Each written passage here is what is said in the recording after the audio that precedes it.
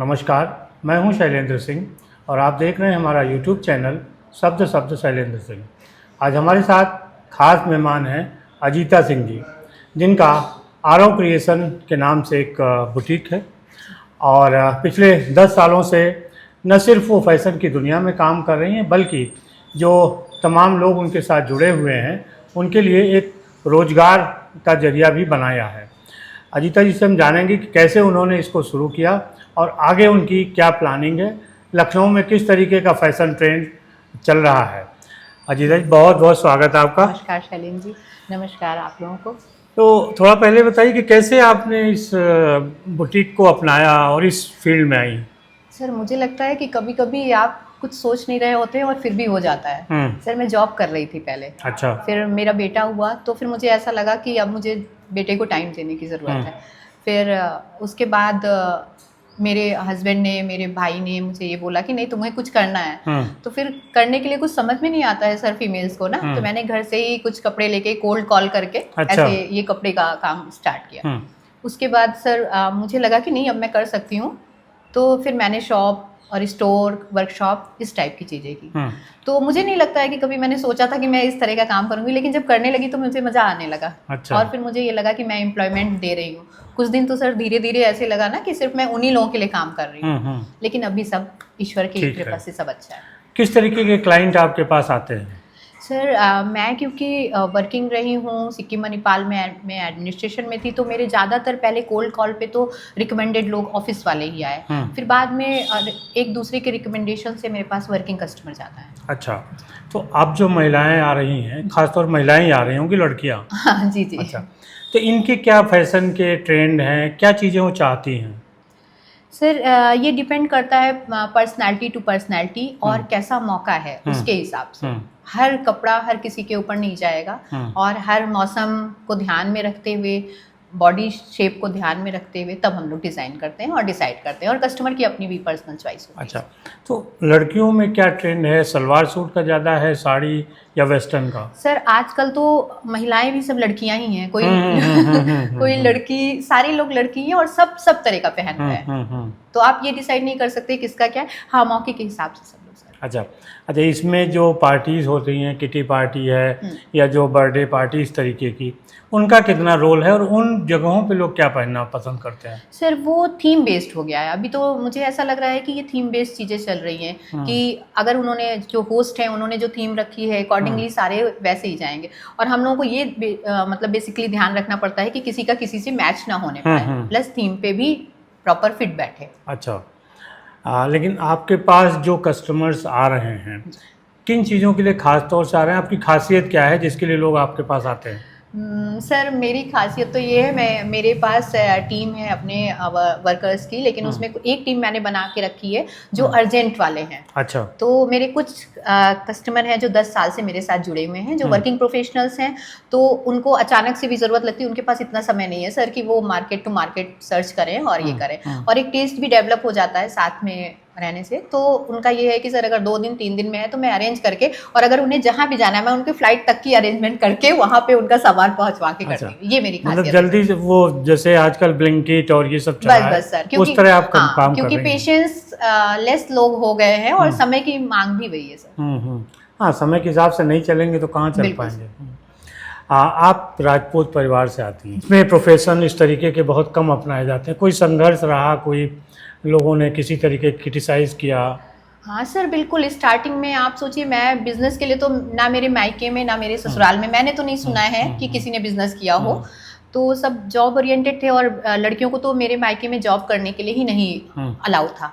मैं अपनी चाची के पास रहती थी। मेरे चाचा बिजली विभाग में एक्सियन थे। तो एक चाची बहुत आधुनिक महिला थी, उन्होंने मुझे कहा कि नहीं, तुम्हें तो कुछ करना चाहिए, जॉब करना चाहिए। तो मैं अपनी फैमिली में फर्स्ट फीमेल थी जिसने जॉब किया। उसके बाद सर मैं उतना ही धन्यवाद ईश्वर को देती हूँ कि मुझे मेरे पति ऐसे मिले कि जिन्होंने हमेशा मेरा सपोर्ट किया। कभी उन्होंने ये नहीं कहा तुम्हें जॉब करनी ही है या नहीं करनी है। मैं जिस पथ पे चल रही हूँ उस पे हमेशा उनका सहयोग रहा सर।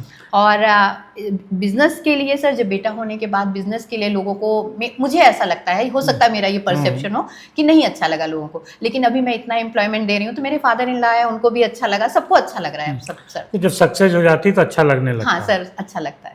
तो क्या बजट से आपने शुरू किया होगा? सर 0 बजट से, पॉकेट मनी से सर। हस्बैंड मेरे जो पॉकेट मनी देते थे, क्योंकि मैं तो ऑफिस में जॉब करती थी, तब तक तो मजे मजे से मैं खर्च करती थी, सब कुछ होता था।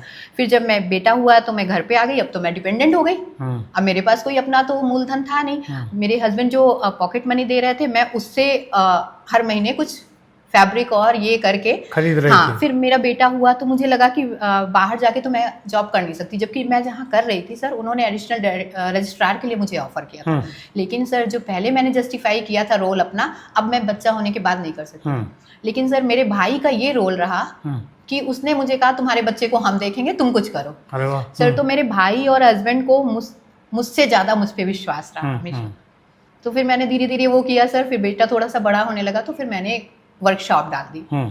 तो वही पॉकेट मनी से सर होते होते फिर हस्बैंड के सपोर्ट से ही मैंने। अच्छा, अब कितने स्टाफ आपके साथ काम कर रहा है? सर मेरे साथ फिक्स तो 12 हैं, जो 12 लोग हैं, बाकी सर टेम्पोरेरी स्टाफ है। अच्छा। जिनको ज़रूरत के हिसाब से मेरा। तो एक तरीके से आप उनके लिए रोजगार भी उपलब्ध करा रही हैं। सर मुझे 6-7 साल तक की तो ये लगा कि मैं सेवा योजन ही कर रही हूँ, मैं उन्हीं के लिए काम कर रही हूँ, क्योंकि नो प्रॉफिट नो लॉस वाला मेरा काम चल रहा था, क्योंकि मैं उतना प्रॉपर टाइम नहीं दे पा रही थी अपने काम को।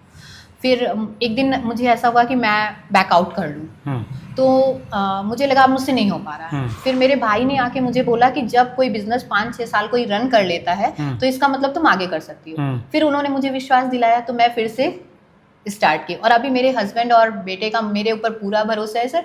मेरे पास जो आपको मैंने क्वालिटी बताई कि जल्दी से बना के देने वाली, कभी कभी मैं पैनिक भी हो जाती हूँ, तो मेरे हस्बैंड और बेटा मुझसे कहता है कि नहीं ये तो आप कर लेंगी, तो मुझे लगता है कि मैं कर लूँगी।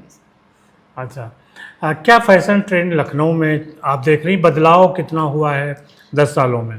सर अभी कह रहे हैं मिक्सचर चल रहा है हर चीज़ का, फिक्स कुछ भी नहीं है। लोग साड़ी भी वैसे पहन रहे हैं, लेकिन सर साड़ी का भी मॉडिफाई कर दिया गया है, ड्रेसेस पहन रहे हैं और कैजुअल्स भी वियर कर रहे हैं, सब तरह का चल रहा है। एक बात बार बार लोग कहते हैं कि ऑनलाइन शॉपिंग होने से जो दुकानदार हैं उनको नुकसान हो रहा है, आपको क्या लगता है?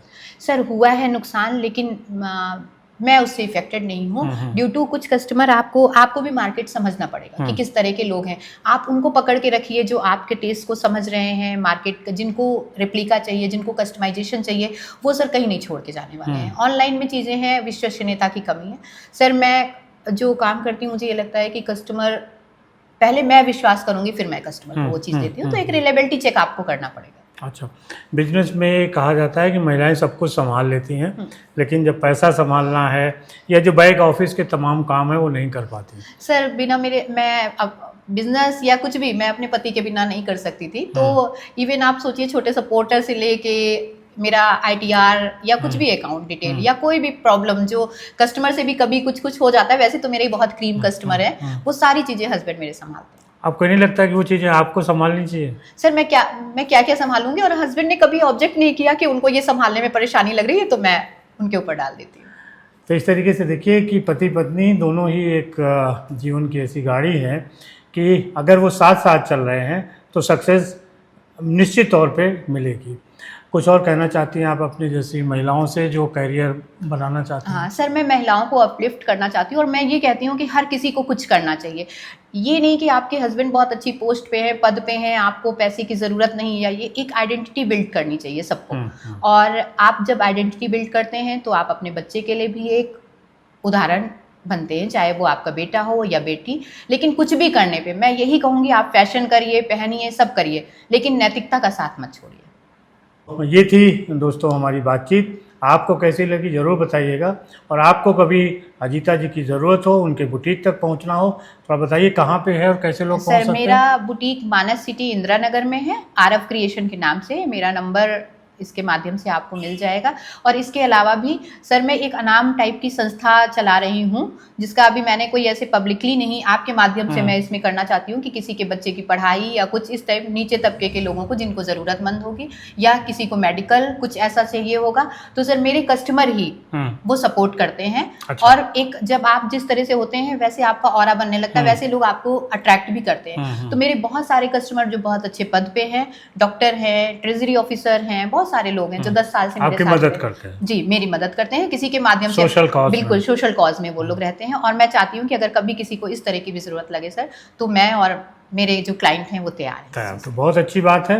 बहुत शुक्रिया अजीता जी आपका। जी, धन्यवाद। और दोस्तों आपका भी शुक्रिया कि आप इतने लंबे समय तक हम लोगों के साथ रहेंगे।